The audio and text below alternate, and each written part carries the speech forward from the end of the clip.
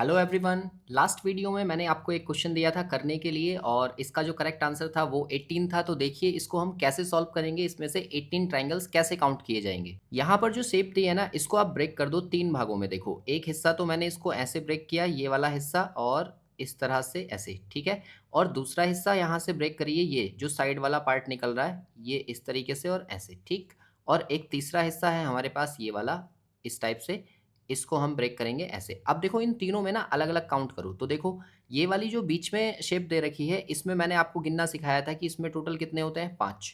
क्योंकि आप इसको कैसे गिनेंगे, 1, 2, 3, 4 और एक बड़ा वाला, तो यहाँ से मिले 5। अब देखो इधर वाले में 1, 2 और ये 3, 3 तो ये हुए, और एक ये वाला 4 और एक सबसे बड़ा वाला 5, यानी कि इधर से भी 5 आएँगे तो इससे भी 5 ही आएँगे, तो यहाँ से हो गए हमारे टोटल 15। अब देखो इनको हम मिलाकर रखेंगे। मिलाकर जब हम इसको रखेंगे तो मिलाने के बाद में हमें एक तो मिलेगी ये वाली शेप नई। देखो यहाँ से ये वाला जो हिस्सा है और इतना, ये वाला, मतलब अगर इस वाली फिगर में देखें तो एक ये वाला हो गया 1, और एक इधर वाला हो गया ये 2, और एक ये हो गया 3 जो ऊपर से इधर की साइड को बनेगा। तो टोटल 3 इसमें और आ जाएंगे, मतलब टोटल हो जाएगा 18। तो 18 इसका करेक्ट आंसर था और काफ़ी सारे लोगों ने इसका सही आंसर भी दिया था। आज की वीडियो में हम फिर से 10 क्वेश्चन सॉल्व करने वाले हैं जो कि मैंने कलेक्ट किए हैं प्रीवियस ईयर क्वेश्चन पेपर से। तो आप फिर से उन्हें ट्राई करना और देखो कि आज के 10 क्वेश्चंस में से कितना स्कोर आपका हो रहा है, क्योंकि यहीं की जो डेली की प्रैक्टिस है 10-10 क्वेश्चंस की, वो आपके एग्जाम में भी आपको 10 क्वेश्चंस में से हाईएस्ट मार्क्स लाने में आपकी हेल्प करेगा। आज के सेट का क्वेश्चन नंबर फर्स्ट आपके सामने है। इसमें कहा गया है कि पी, क्यू, आर, एस और टी जो है वो पिकनिक के लिए जाते हैं, और कहा गया है कि पी जो है वो क्यू का पुत्र है। अगर पी जो है वो पुत्र है क्यू का, तो हम इसको पुत्र बना देंगे और क्यू को ऊपर बना देंगे। कहा है किंतु क्यू जो है वो पी का पिता नहीं है। अगर पिता नहीं है तो क्या है, माता है। फिर उसके बाद में क्या कहा गया है कि आर जो है वो एस का पुत्र है, जो कि इसमें नहीं दिख रहा है, जो पी का भाई है। अब देखो पी का एक भाई हमें बनाना है, तो वो बनेगा यहाँ पर। और कौन है ये? जब कभी यहाँ पर आपको जो दिखे तो जो का मतलब है सेकंड पर्सन, मतलब ये एस यहाँ पर है और आर जो है वो एस का पुत्र है, तो आर को हम बनाएंगे यहाँ इसके नीचे।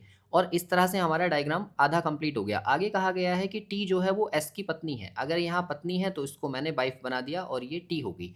अब यहाँ से क्वेश्चन हो गया हमारा कंप्लीट। हमसे पूछा क्या गया है, हमसे पूछा है इस समूह में कुल कितने पुरुष उपस्थित हैं। तो देखो जितनों पर मैंने ट्राइंगल बनाया है वो सारे के सारे पुरुष हैं। तो यहाँ पर 3 पुरुष मुझे दिख रहे हैं, इसलिए इसका जो करेक्ट आंसर है वो ऑप्शन सी है, मतलब 3।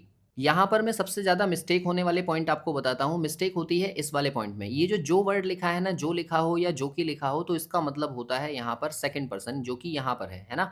और अगर इसकी जगह में कुछ और दिया है, जैसे मान लो और लिखा होता, ऐसे लिखा होता आर एस का पुत्र है और पी का भाई है, ऐसे करके, या फिर तथा लिखा होता, एवं लिखा होता, ये सारे वर्ड्स होते, मतलब जो और जो की को छोड़कर कोई और वर्ड होता, तो इसका मतलब हम फर्स्ट पर्सन की बात कर रहे हैं। और यहीं पर आकर आपका क्वेश्चन गलत हो जाता है, क्योंकि आप इस जो को नहीं समझ पाते कि ये कौन व्यक्ति है। इसलिए ध्यान रखना, ये क्वेश्चन आपके लिए स्टार क्वेश्चन है। इसके बाद देखिए क्वेश्चन नंबर 2 को। तो 2 में कहा गया है कि एलेक्स को हम कोड कर रहे हैं इन नंबर से, तो उसी भाषा में एस यू डी को क्या कोड किया जाएगा। तो आप यहाँ पर देखो ALEX लिखा हुआ है। सबसे पहली चीज़, यहाँ पर लिखे हैं 4 लेटर्स और यहाँ पर लिखे हैं बहुत सारे, है ना। तो बहुत सारे में पहले ये देखो कि कितने सारे हैं ये। तो यहाँ पर देखो टोटल मिलाकर, अगर मैं ये सीधे आपको इसका कोड बताऊँ, तो यहाँ देखो 3 लेटर्स से एक नंबर को कोड किया है। 001 है, फिर उसके बाद में लिखा है 144, फिर उसके बाद में लिखा है 025 और फिर उसके बाद में लिखा है 576। तो वास्तव में हुआ क्या है, हुआ ये है कि ए का कोड होता है 1, एल का होता है 12 और ये 5 और ये होता है 24। तो आप ये देखो कि इनके स्क्वायर नंबर्स यहाँ पर लिखे हैं, मतलब 1 का स्क्वायर अगर हम करें तो 1 का स्क्वायर आ जाएगा 001। अच्छा 12 का स्क्वायर करेंगे तो 144 आएगा, 5 का स्क्वायर करेंगे तो 25 आएगा और 24 का स्क्वायर करेंगे तो 576 आएगा। और ये ध्यान रखना है कि हमें जो स्क्वायर लिखना है वो 3 डिजिट्स में लिखना है। तो इस तरह से हमारा इसका कोड बना हुआ है। तो अब यहाँ पर देखो आपको बनाना है SUD का। तो आपको ये पता है कि S का कोड होता है 19, U का होता है 21 और D का होता है 4। अगर मैं इन तीनों नंबर्स का स्क्वायर करूं तो देखो 19 का स्क्वायर करेंगे तो 361 आएगा, 21 का स्क्वायर करेंगे तो 441 आएगा और 4 का स्क्वायर करेंगे तो 16 आएगा। उसको हम लिखेंगे 016, क्योंकि हमें 3-3 के पेयर में लिखना है। और इस तरह का हमें कौन सा विकल्प दिख रहा है, ऑप्शन डी। तो डी ही इसका करेक्ट आंसर है। इसके बाद देखिए क्वेश्चन नंबर 3, ये भी एक अच्छा सवाल है। इसमें कहा गया है कि बस में यात्रा करने वाले व्यक्तियों के एक समूह में 6 व्यक्ति जो हैं वो हिंदी बोल सकते हैं और 15 व्यक्ति स्पेनिश बोल सकते हैं और 6 व्यक्ति ऐसे हैं जो अंग्रेजी बोल सकते हैं। तो देखो सबसे पहली बात, जैसे ही आपको ये वेन डायग्राम का क्वेश्चन दिखता है, आप इसमें फॉर्मूले तो यूज़ ना करें। हम इसे डायरेक्ट सॉल्व करेंगे वेन डायग्राम की हेल्प से ही। अगर यहाँ 2 लैंग्वेजेज़ होती तो हम इस तरह से 2 सर्कल कट करते हुए बनाते, लेकिन यहाँ पर एक हिंदी है, एक स्पेनिश है और तीसरी इंग्लिश है। तो इसके लिए हमें बनाने पड़ेंगे 3 सर्कल जो एक दूसरे को कट करें। तो एक सर्कल, दूसरा सर्कल और तीसरा सर्कल। ध्यान रहे ये सर्कल तीनों को आपस में मतलब आधे-आधे कट करें। और इस तरह से हमने एक सर्कल को बोल दिया कि ये हिंदी के लिए है, दूसरा सर्कल स्पेनिश के लिए और तीसरा सर्कल इंग्लिश के लिए। अब देखो इस क्वेश्चन को स्टार्ट कहाँ से करना है। इसमें कहा गया है कि इस समूह में कोई भी व्यक्ति कोई अन्य भाषा नहीं बोल सकता। मतलब जितने लोग हैं ना उतने ही हैं, अलग से कोई भाषा इन 3 लैंग्वेजेज़ के अलावा और कोई लैंग्वेजेज़ नहीं बोलनी है। फिर कहा है यदि समूह में 2 व्यक्ति कोई 2 भाषाएँ बोल सकते हैं और 1 व्यक्ति तीनों भाषाएँ बोल सकता है। तो हमें क्वेश्चन को यहाँ से उठाना है कि एक व्यक्ति अगर तीनों भाषाएँ बोल सकता है, तो वो एक व्यक्ति यहाँ बीच में आएगा, ठीक है? सबसे पहले हम इसे बनाएँगे और फिर उसके बाद में देखो, यदि समूह में 2 व्यक्ति जो हैं वो 2 भाषाएँ बोल सकते हैं। अगर 2 व्यक्ति 2 भाषाएँ बोल सकते हैं, तो आप ये कहो कि इसे कहाँ पर रखेंगे हम? 2 भाषाएँ बोलने के लिए हमारे पास 3 स्पेस हैं, एक ये वाला और एक ये वाला। तो इन तीनों में से हम कहीं पर भी ये 2 व्यक्ति बैठा देते हैं। सपोज़ मैंने यहाँ पर 2 व्यक्ति बैठा दिए, क्योंकि ये 2 व्यक्ति जो हैं ना 2 भाषाएँ ही बोल सकते हैं और एक व्यक्ति जो था ये तीनों भाषाएँ बोल रहा था। अब हम इस क्वेश्चन को कंप्लीट करते हैं। कैसे करेंगे देखो, यहाँ पर कहा है कि 6 व्यक्ति अंग्रेजी बोल सकते हैं। अब इंग्लिश का जो सर्कल है ना वो हमारा पूरा यहाँ से यहाँ तक का इतना है, ठीक है? तो इस सर्कल के अंदर 6 पर्सन आने चाहिए। तो 2 और 1 3 तो यहाँ ऑलरेडी हैं, तो हम 3 बचे वो यहाँ पर लिखेंगे, ठीक है? फिर इसके बाद देखिए स्पेनिश के लिए 15 व्यक्ति हैं, तो 15 व्यक्ति हमें बताने के लिए ये वाला जो पूरा सर्कल है यहाँ से लेकर यहाँ तक का, इसमें 15 बनाने पड़ेंगे। तो यहाँ से मुझे दिख रहा है कि 2 और 1 3 तो ऑलरेडी है। अब 15 में से मैंने अगर 3 माइनस कर दिया तो 12 बचा। ये जो 12 है ना ये यहाँ रखे जाएँगे, ठीक है? फिर इसके बाद देखिए हिंदी बोलने वाले 6 व्यक्ति हैं, तो 6 व्यक्तियों को बनाना है मुझे हिंदी के पूरे सर्कल में, ये वाला पार्ट जो है, ठीक है? तो इस वाले पार्ट में बैठाने के लिए देखो ऑलरेडी एक तो यहाँ बीच में बैठा हुआ है, तो हम क्या काम करेंगे 6 में से 1 माइनस कर दिया तो कितना बचा 5, ये 5 यहाँ पर आ जाएगा और इस तरह से हमारा डायग्राम हो गया कंप्लीट। कोई कहे कि ये 2 जो व्यक्ति थे हमने यहीं क्यों बैठाए? आप यहाँ भी बैठा सकते हो, यहाँ पर भी बैठा सकते हो और इस वाले हिस्से में भी बैठा सकते हो, क्योंकि हमें 2 लैंग्वेजेज़ वाला कॉमन चाहिए था।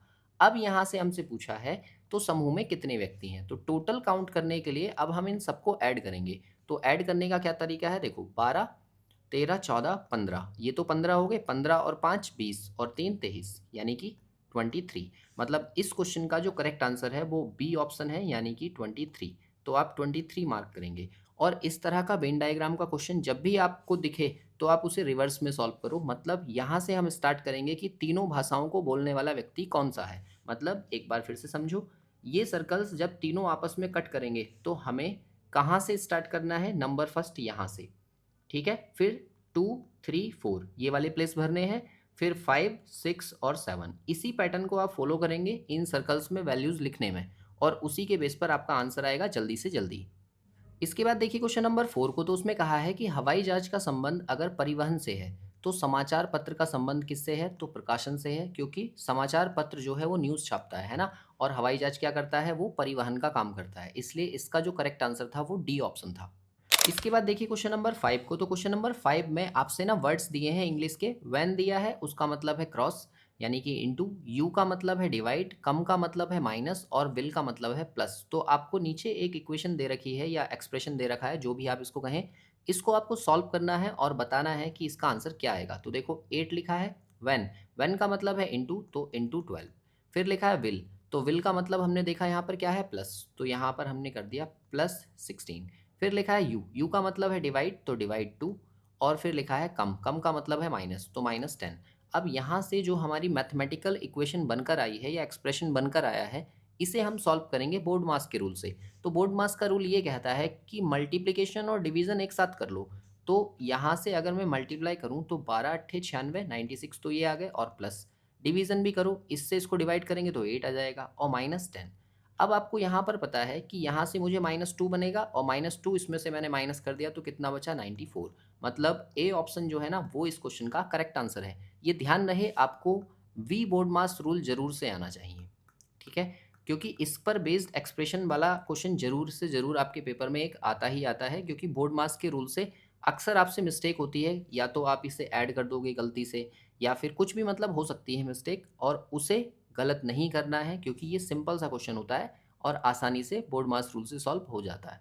इसके बाद देखिए क्वेश्चन नंबर 6 को। तो क्वेश्चन नंबर 6 में आपसे ये कहा गया है कि यहाँ पर कुछ शब्द हैं और उनको आपको अर्थपूर्ण क्रम में व्यवस्थित करना है। तो देखो, यहाँ से आप सबसे पहले ना ऑप्शंस पर नज़र मारो। यहाँ लिखा है 5-3, यहाँ 3-5, 5-3 और 3-5। मतलब 3 और 5 में लड़ाई चल रही है कि कौन पहले आएगा। अब कौन पहले आएगा तो हम देखते हैं कि 3 नंबर पहले आएगा या 5 नंबर पहले आएगा। तो पहले आगमन होगा या पहले परिचय होगा? भई आप आए ही नहीं हैं तो परिचय कहाँ से देंगे? मतलब पहले होगा आगमन। अगर आगमन पहले होगा तो 5 से स्टार्ट होने वाले दोनों विकल्प हम एलिमिनेट कर देंगे। अब बचता है उसके आगे का हिस्सा। तो देखो, 3 और 5 और 3 और 5 ये तो सेम है, तो आगे मत सोचो। फिर उसके बाद में देखो, यहाँ लिखा है 1 और यहाँ पर लिखा है 4। तो 1 और 4 में देखो पहले क्या आएगा? तो 4 यहाँ पर है, 1 यहाँ पर है। प्रस्तुति, प्रेज़ेंटेशन या फिर चर्चा? भाई प्रेज़ेंटेशन पहले होगी, चर्चा बाद में होगी, क्योंकि तभी तो हमें टॉपिक पता चलेगा। इसका मतलब नंबर फर्स्ट वाला पहले आएगा। तो बी ऑप्शन जो है ना, वो इस क्वेश्चन का करेक्ट आंसर है। मतलब डी को भी हम यहाँ एलिमिनेट कर देंगे। इसके बाद देखिए क्वेश्चन नंबर 7, और ये एक अच्छा सवाल है, ऐसे क्वेश्चन आपके पेपर में ज़रूर दिखेंगे। इसमें ये कहा गया है कि निम्नलिखित समस्या में एक प्रश्न के नीचे दिए गए 3 कथन हैं, और फिर कहा है कि आपको यह तय करना है कि क्या कथनों में दिया गया डेटा प्रश्न का उत्तर देने के लिए पर्याप्त है। सभी कथनों को ध्यानपूर्वक पढ़ें और ज्ञात करें कि दिए गए प्रश्न का उत्तर देने के लिए कौन से कथन पर्याप्त हैं। ये डेटा सफिशिएंसी का क्वेश्चन है।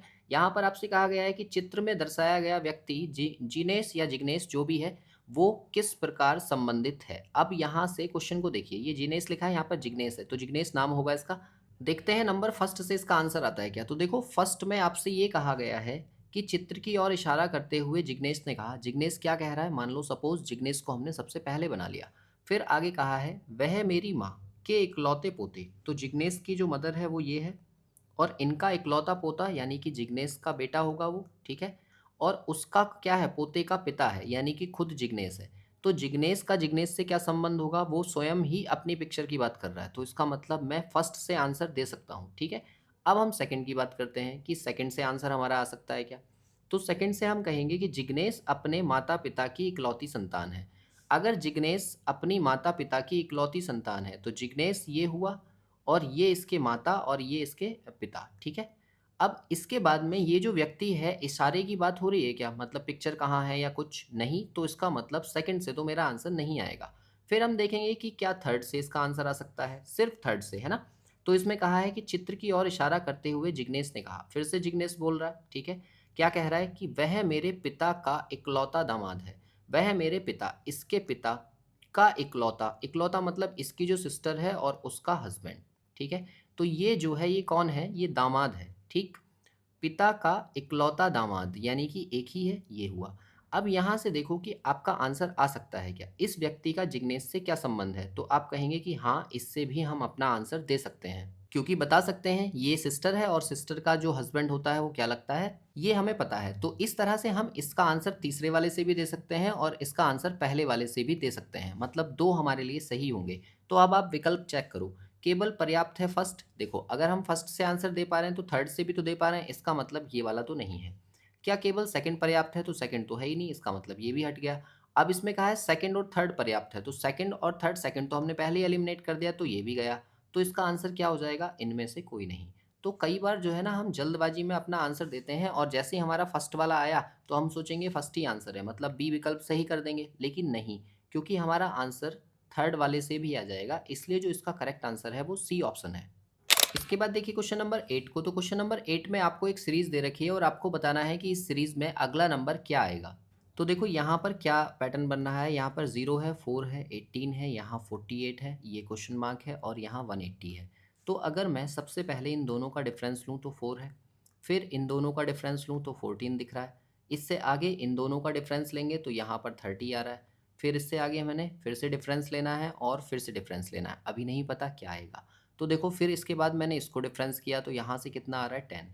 फिर इसके बाद में इसको मैंने डिफरेंस किया तो यहाँ से आ रहा है 16। और फिर इसके आगे हमें नहीं पता क्या डिफरेंस होगा, क्योंकि मैं इस सीरीज़ को डिफरेंस में आगे खोल रहा हूँ, है ना। फिर इसके बाद यहाँ पर देखिए डिफरेंस कितना आ रहा है? 6। अब अगर यहाँ 6 आ गया तो ये लास्ट है, तो इसका मतलब अगला डिफरेंस भी 6 ही आना चाहिए। तो 6 अगर इसमें आएगा तो यहाँ पर क्या नंबर होना चाहिए? 16 में अगर मैं 6 प्लस करूँ तो 22 आएगा। फिर इसके बाद में इससे आगे भी 6 का ही डिफरेंस आना चाहिए, तो 22 में अगर मैं 6 प्लस करूँ तो 28 आएगा। इस तरह से ये पैटर्न बढ़ेगा, आगे आगे भी 6 का ही डिफरेंस होगा। अब इसके बेस पर अगर हम ऊपर जाएँ तो ये 30 और ये 22 प्लस होंगे तो यहाँ पर कितना आएगा 52 और फिर ऐसे ही ये अगले नंबर 52 जो है वो अगर 28 में प्लस होगा तो यहाँ 80 आ जाएगा और यहाँ पर देखो इसके बाद में 48 में 52 प्लस करेंगे तो इस क्वेश्चन मार्क की जगह पर क्या आएगा 100 और 100 में अगर 80 प्लस करेंगे तो 180 आ जाएगा। इसका मतलब ये है कि इस सीरीज़ को मुझे नीचे की साइड में पहले, दूसरे और तीसरे 3 डिफरेंस में नीचे खोलना पड़ेगा और जब कभी आपका आंसर ऐसे ना आ रहा हो, सीरीज़ में कोई भी पैटर्न ना दिख रहा हो, तो आप क्या काम करो उस सीरीज़ को डिफरेंस में नीचे खोल दो और नीचे से फिर ऊपर की तरफ जाओ। फिलहाल इस क्वेश्चन का जो करेक्ट आंसर है वो 100 है, यानी कि ऑप्शन ए। इसके बाद देखिए क्वेश्चन नंबर 9 को। क्वेश्चन नंबर 9 में आपसे कहा है कि कुछ ऊँट जहाज हैं और कोई भी जहाज नाव नहीं है। पहला वाला पॉजिटिव स्टेटमेंट है और दूसरा नेगेटिव है। तो अब आप यहाँ पर नीचे देखिए कि फर्स्ट बनेगा या सेकंड बनेगा। यहाँ कहा है कि कुछ जहाज ऊँट हैं। अब देखो जहाज यहाँ लिखा है, ऊँट यहाँ लिखा है। तो क्या मैं इस वाले स्टेटमेंट को पीछे की साइड से कुछ के साथ पढ़ सकता हूँ? तो मैंने आपको सिखाया है कि कुछ वाले स्टेटमेंट को हम दोनों साइड से कुछ के साथ पढ़ सकते हैं। इसका मतलब पहला वाला तो ठीक है। अब सेकंड वाले को देखो, यहाँ लिखा है ऊँट और यहाँ लिखा है नाव।